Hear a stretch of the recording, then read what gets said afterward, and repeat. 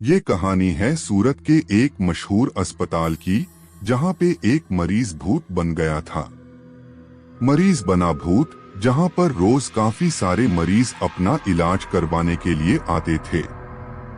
वहां के डॉक्टर और नर्स बहुत ज्यादा मेहनती थे। बहुत से मरीज को वहां भर्ती करवाया जाता और उनका रात दिन इलाज चलता था। उस अस्पताल में एक ऐसा मरीज था जिसके कारण ये अस्पताल बाकी अस्पतालों से अलग था। इस अस्पताल में वो मरीज 20 साल से कोमा में था। डॉक्टर और नर्स उसका अच्छे से ख्याल रखते थे और उसका इलाज करते थे। दरअसल वो कौन था, कहां से आया था और उसे कौन भर्ती करवा के गया, इसका कोई आता पता नहीं था। ये भी एक अजीब बात थी कि वो मरीज 20 सालों में एक बार भी अपनी पलकें नहीं झपकाई थी।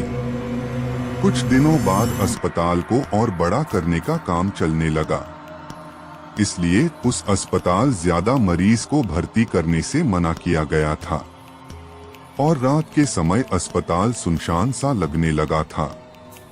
ऐसी ही एक काली रात थी। वहां उस रात सीमा नाम की एक नर्स ड्यूटी पर थी। नर्स 1 बजे रात को मरीजों को देखने के लिए निकली हुई थी और अचानक चलते चलते उस कमरे में जा पहुंची जहां पर वो कोमा वाला मरीज था।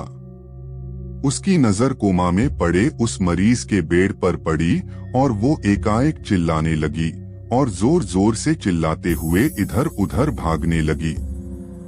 उसकी चीखें सुनकर डॉक्टर, गार्ड और बाकी सब नर्स उसके पास गए और उसे पकड़कर उससे पूछने लगे, क्या बात है सीमा, तुम इतने जोर जोर क्यों चीख रही थी और डरी हुई भी लग रही हो। सीमा कांपते हुए बोली, डॉक्टर वो मरीज जो 20 साल से कोमा में पड़ा हुआ था। डॉक्टर बोला, हाँ। बेड नंबर 9 उसका क्या? सीमा फिर कहती है, डॉक्टर वो अपने बेड पर नहीं है। नहीं है अपने बेड पर। डॉक्टर झट से बोलता है, क्या बोल रही हो तुम? तुम्हारी तबीयत तो ठीक है न? सीमा बोलती है, मैं सच कह रही हूँ डॉक्टर। मैं जब सारे मरीजों को देखने गई तो वो अपने बेड पर नहीं था। डॉक्टर बोला, चलो हम सब उसको देखते हैं। सीमा बोला, नहीं, आप लोग को जाना है तो जाओ, मैं नहीं जाऊंगी, मुझे बहुत डर लग रहा है। डॉक्टर बोला, अच्छा ठीक है, तुम यही रुको, हम सब उसे देख कर आते हैं। इतना बोलकर डॉक्टर वहां से उस रूम में जाते हैं तो वो मरीज अपने बेड पर जैसे पहले था वैसे ही उसी हालत में लेटा हुआ था। डॉक्टर उसे देखकर बोला, लग रहा ये सीमा एकदम पगला गई है। लगता है उसका तबीयत ठीक नहीं है, कुछ भी बोलती है। चलो चलते हैं और सीमा को उसके घर भेज देते हैं। और वहां से सब लोग निकल गए। जैसे ही सब गए, वो कोमा में गए हुए मरीज अपनी आंखें खोली। उसकी आंखें बहुत भयानक और डरावनी थी। इधर सब लोग सीमा के पास आए और उसे समझाने लगे, सीमा तुम जैसा बोल रही थी वैसा तो कुछ भी नहीं है। वो कोमा वाला मरीज तो चुपचाप अपने बेड पर लेटा हुआ है। तुम चाहो तो जाकर उसे देख सकती हो। सीमा ने डरते हुए कहा, नहीं डॉक्टर, मैं नहीं जाऊंगी, मैं अपने घर जाना चाहती हूँ। डॉक्टर बोला, हाँ हम भी वही कह रहे हैं, तुम्हें घर जाकर आराम करना चाहिए। और सीमा वहां से चली जाती हैं। तभी करीब 2 घंटे बाद अचानक से अस्पताल के सारी दीवारें हिलने डुलने लगी। ऐसा लग रहा था कि कोई हंस रहा था, लेकिन वो हंसी किसी मशीन के चलने जैसी थी। डॉक्टर बोला, ये कैसी अजीब आवाज है, समझ नहीं आ रहा है कि किसी की हंसी है फिर मशीन की आवाज। मुझे लग रहा है कोई मजदूर अपना अधूरा काम को पूरा करने के लिए रुक गया होगा। तभी दूसरी बोलती है, नहीं सर, ये मशीन की आवाज से भी अजीब आवाज है। चलिए हम सब यहाँ से भाग जाते हैं। डॉक्टर बोला, अरे तुम भी सीमा के तरह डरने लगी। ऐसा कुछ नहीं है, कोई मजदूर ही होगा। चलो सब चल के देखते हैं। और वहाँ से सब वहाँ जाते हैं जहाँ मजदूर काम कर रहे होते हैं, लेकिन वहाँ कोई भी मजदूर नहीं रहते हैं। फिर सारे मरीजों के पास जाते हैं और देखते हैं कि सभी मरीज आराम से लेटे हुए रहते हैं।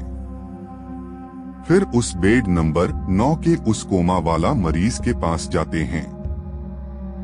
जैसे ही वे लोग उसके पास गए, वहाँ का नजारा देखकर सबकी हालत खराब होने लगी।